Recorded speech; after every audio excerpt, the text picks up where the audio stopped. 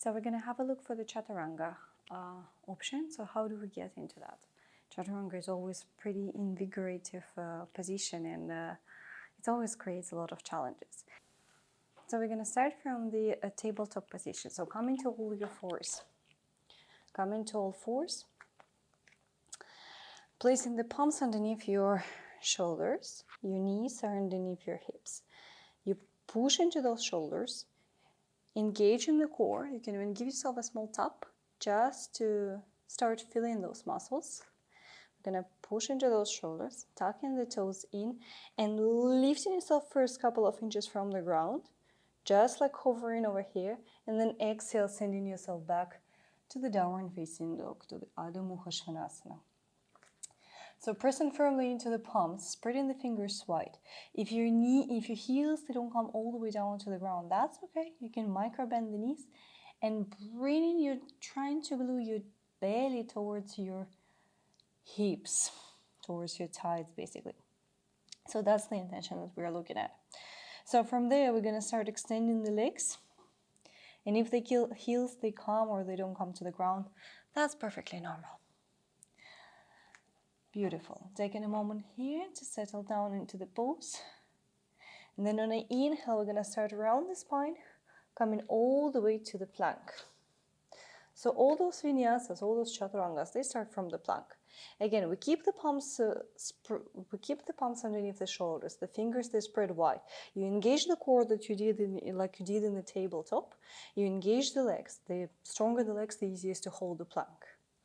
So the first option of Chaturanga, or I would say even an excellent drill to go towards this full Chaturanga, we're going to keep the upper torso still, so it's not really moving, and we're going to lower the knees on the ground. From there, shifting your shoulders forward, start bending the elbows, keeping the elbows closer to the chest, and looking forward, engaging the core. Inhale, mini cobra, tuck the toes in, through the tabletop, going all the way back to the downward facing dog. Beautiful. That's the first option that you can always use. And if you struggle with the straight legs in this Chaturanga position, that's okay. Just go with the knees bended. And we're going to have a look at the second option, the full Chaturanga. So on an inhale, we round the spine, we come all the way back to the plank. Again, spreading the fingers wide, pressing firmly into the palms, lifting the shoulders up, engaging the core, engaging the legs. From this position, we roll on our ball of our feet, pushing the shoulders forward. So the more you push the shoulders forward, the easier it is to get there. We're going to start bending those elbows, bringing the elbows closer to the chest, engaging the core, lowering the hips a little down, engaging the legs, and looking forward. Inhale, coming up to the upward facing dog, lifting your hips from the ground, and exhale, rocking yourself back to the downward facing dog. Beautiful. Lowering down on the knees and taking a moment to relax here, releasing some tension from your wrists. Beautiful. There is an excellent drill to build this strength in the shoulders for the Chaturanga, obviously the one that helped me a lot. So once we are rocking back to the plank, the good thing here is to lower the shoulders down and lift them up. So you keep engaging the legs, you keep engaging the core, and you lower the shoulders down, you lift them up. It can be a micro movement, but that's going to help you to start feeling how can you engage those shoulders. Honestly, I didn't understand in the beginning when people were telling me like, lift your shoulders, push your shoulders. I was just like, what? How am I supposed to do that? But actually, yeah, there is this kind of movement. Rocking back to the downward facing dog and lowering down.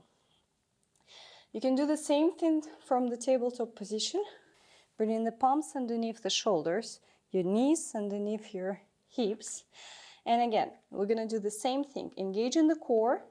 We're gonna drop the shoulders down and lift them up. Dropping the shoulders down and lifting them up. Keeping the core engaged, keeping the hips where they are so they're not moving. It's just our shoulders that are moving. Beautiful. And releasing. Don't forget to take a break. It's really tiring, that's for sure. So another way to start building the Chaturanga or the Vinyasa flow, you can use the block and you can use the strap. So one of the drills is the forearm plank as well, which is a pretty good option to build the strength. So you measure your shoulders to make the loop based to your shoulders width. You place your elbows inside this loop. Place the elbows inside the loop. You can even go a little bit narrower. I underestimated my shoulders, thought they're a little bit farther. Nope, they're not. So we place our forearms into this loop. We place the forearms on the mats. So the belt is pretty tight, so you're really pushing those elbows, trying to push them apart, but it doesn't really happen. And then from there, we extend the legs and come into the forearm plank. So that's the good option to stabilize your shoulders. And you can stay here for as long as you can, taking a break, bringing the knees on the ground, and then coming back into this forearm plank. And another way to do that is that you keep your belt. I'm going to make it a little bit more narrow. Yes. You keep the belt on your forearms. You place the block closer to your palm, so right or left, whatever you feel comfortable at. And basically, when we are rolling back from the downward facing dog into the plank, we lower our knees, so our block right next to our palms are underneath the shoulders, and we start shifting ourselves forward, shoulders forward, start bending the elbows, and you see, they're not going anywhere. It might hurt a little bit, but we're not going to the full version. So we're just trying to maintain these elbows closer to the chest. If you don't have any strap, that's okay. Just take it easy. Or we just placing the block closer to our palm, right or left, whatever you feel comfortable. I would say the highest position of the block available. I'm talking like a little bit like a Star Wars character. Placing the palms on the ground. So we're shifting ourselves back into the downward facing dog. Rolling ourselves to the plank. So now our palms are a block and our pretty much shoulders in one line. Now shifting the shoulders forward, rolling on the balls of our feet. Start bending the elbows, and you see the shoulders, they don't go lower than the block. So basically your block is measuring the height of the Chaturanga, because what I see is like often happens this. You send the hips up and you lower the shoulders down. So we need to lift it and lower the hips. Inhale, upward dog. Beautiful. Exhale, downward facing dog. I'm getting already super hot and super tired. Stay in there.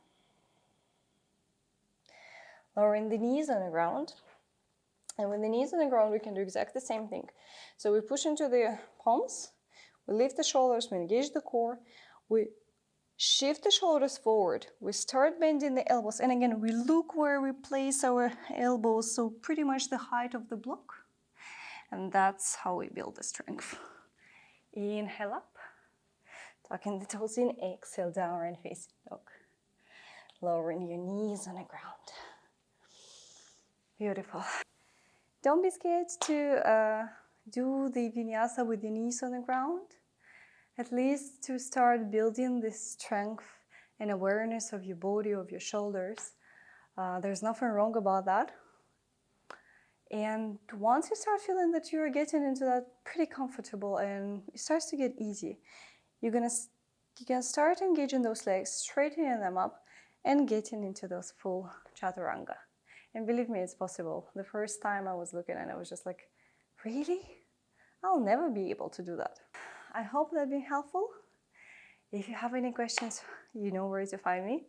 Let me know. I will be glad to answer your questions and help you to build your Vinyasa flow.